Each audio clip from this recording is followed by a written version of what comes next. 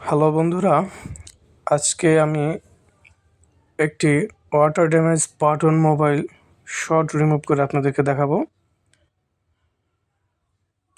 Button mobile পানিতে পড়ে গেলে এবং শর্ট হয়ে গেলে আমরা কিভাবে রিমুভ করি সেই প্রসেসটাই আমি এই ভিডিওতে তুলে ধরব।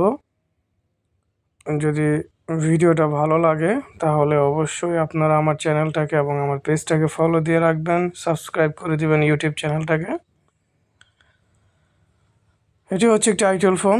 তো ফোনটা আজকে সকালে পানিতে পড়ে গিয়েছিল এবং তারপরে ফোনটা আমার দোকানে আসে।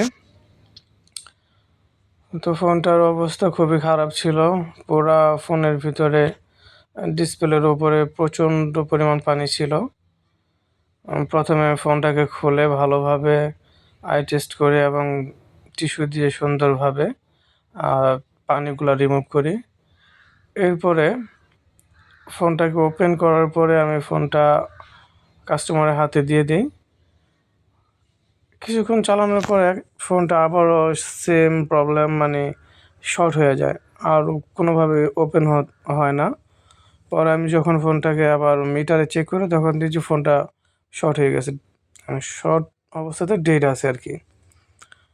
যাই হোক, তারপরে ফোনের যে আইসির উপরে যে টিনগুলো থাকে আমি টিনগুলো সুন্দরভাবে রিমুভ করলাম। এরপরে আমাদের কাছে যে রজন আছে সেটাকে আমি তাতাল দিয়ে সুন্দরভাবে বোর্ডের মধ্যে যে আইসি, ডায়োড, ক্যাপাসিটারগুলো আছে, পার্টসগুলোর উপরে আমি স্মোক দিয়ে দিতেছি। এই স্মোক দেওয়ার কাজটা আসলে একদম ইজি, কিন্তু বাতাসের কারণে আমার কাজটা করতে অনেক কষ্ট হচ্ছে। তো দেখতে থাকুন যে আমি পুরো বোর্ডের মধ্যে যেখানে যেখানে যে ডায়োডগুলো আছে, ক্যাপাসিটারগুলো আছে, আমি সেখানে সুন্দরভাবে স্মোক করে দিচ্ছি। এই ধোঁয়াটা দেওয়ার পরে কীভাবে রিমুভ করি আপনারা দেখতে থাকেন।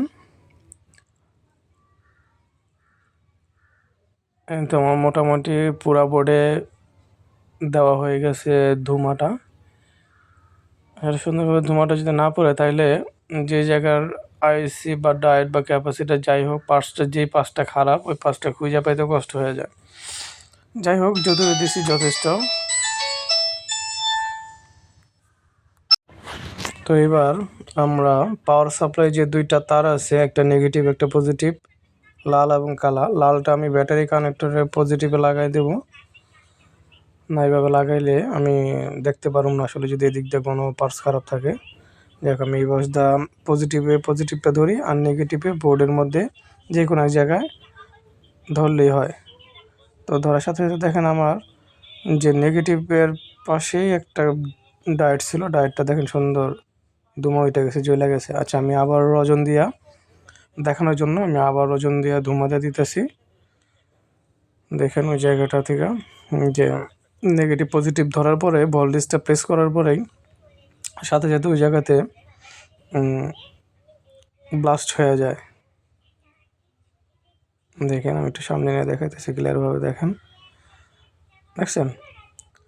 এরপরে আমি এখন যেটাকে রিমুভ করে দেবো, ডাইরেক্টটা রিমুভ করে সুন্দরভাবে বোর্ডটাকে পরিষ্কার করে, তারপরে আমি ফোনটাকে পাওয়ার সাপ্লাইতে আবার নেগেটিভ পজিটিভ 450 ভোল্ট ডিসে নিয়ে তারপরে আমি ওপেন করতেছি। দেখেন, পাওয়ার সাপ্লাই 450 ভোল্ট ডিসে নেওয়ার পরে পাওয়ার বাটন আমি প্রেস করলাম।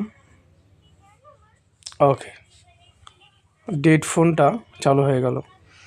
যদি আমার ভিডিওগুলো ভালো লাগে, প্রতিনিয়ত আমার কাজের ভিডিওগুলো আমি আমার ফেসবুক এবং ইউটিউব চ্যানেল আপলোড করি।